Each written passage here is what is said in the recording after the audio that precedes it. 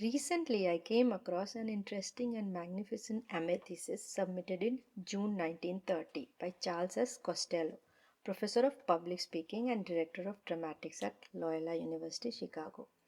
He was also a professor of expression, professor of expression in Omaha, and the thesis was a psychological approach to public speaking.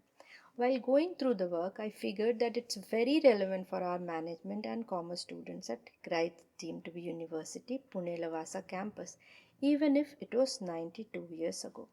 It will help our students become successful in their lives and at their workplaces. So, today I'll be talking about public speaking, its art and science. I would like to start with a quote by Abraham Lincoln. I will prepare myself and my time will come. Now we'll see how to prepare ourselves for that time. We'll look at the art and science of public speaking, its relevance, values, and the ways to become an effective public speaker. What is public speaking? According to Costello, public speaking is the art of transmitting through the medium spoken words and its corresponding action, thoughts, feelings, desires of the speaker to the minds and hearts of the listeners. Three elements are important here. We can refer to Aristotle's triangle to understand this better. First is ethos. It refers to speaker and his or her credibility. Second is pathos, that's audience and their emotions. And third, logos, which is speaker's logical argument. Now, many have argued about public speaking being an art or science, but it's both. On one hand, it requires talent, inspiration, motivation, emotion, style, but on the other, it's a process, a series of actions that leads to a result. We require skills and methods to achieve that result. The psychology of human beings and the physiology of speech plays an important role here. Now, why do we need to excel as a speaker? Acceptance is one of the basic social needs which drives human behavior. When we speak, we seek acceptance. We also become more informed, we can share our ideas with others. But what does it mean for students? It means an increase in employability which could lead to a successful life. But the most important value is that we, as speakers, have the ability to bring a change in society. Before I move on to specific aspects of public speaking, I would like to collate whatever we have learned till now. So, for effective public speaking, we require three elements: audience, speaker, subject, or something. Now, our objectives are also dependent on our intentions. Why are we speaking? For instruction, information, entertainment, or influence. For any of these or a combination of these, we need to have the required knowledge. Our knowledge is shaped by many things: past experiences, what we like, what we don't like, finally, where we are speaking, the environment, the context. How can we become successful speakers? What are the characteristics of an effective speaker?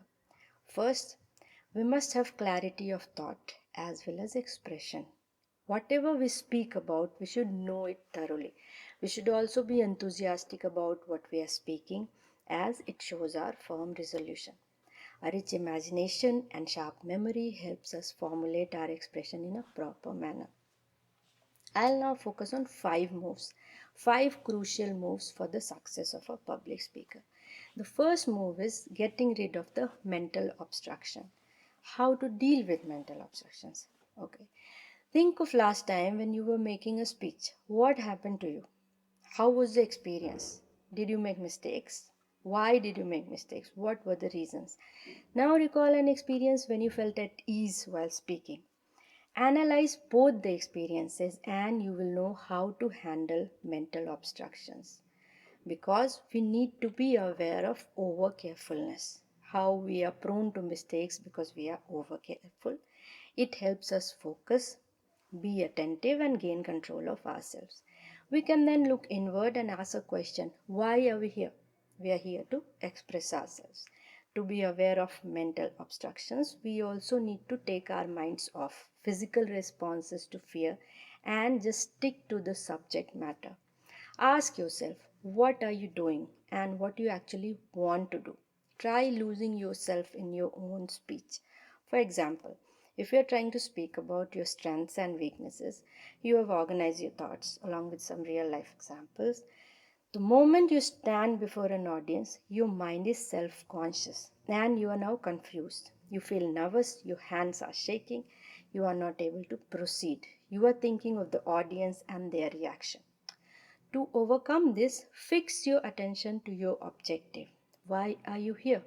To speak about your strengths and weaknesses. So leave what you are doing and focus on what is to be done. Second move is be fearless.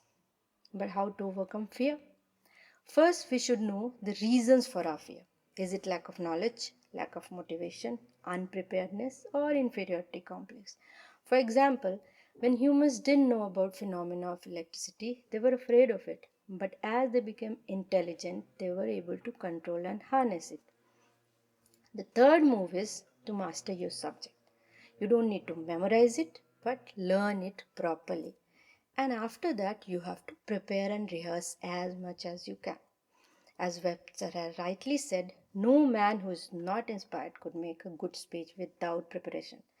Public speaking is nothing but a normal conversation to the nth degree. So you should love your audience and you should have a strong impulse to communicate. Remove any irrelevant thoughts coming to your mind and focus on what you have to say. Always say to yourself, I can do it. Study your mistakes and improvise every day. No one can stop you from being an effective speaker.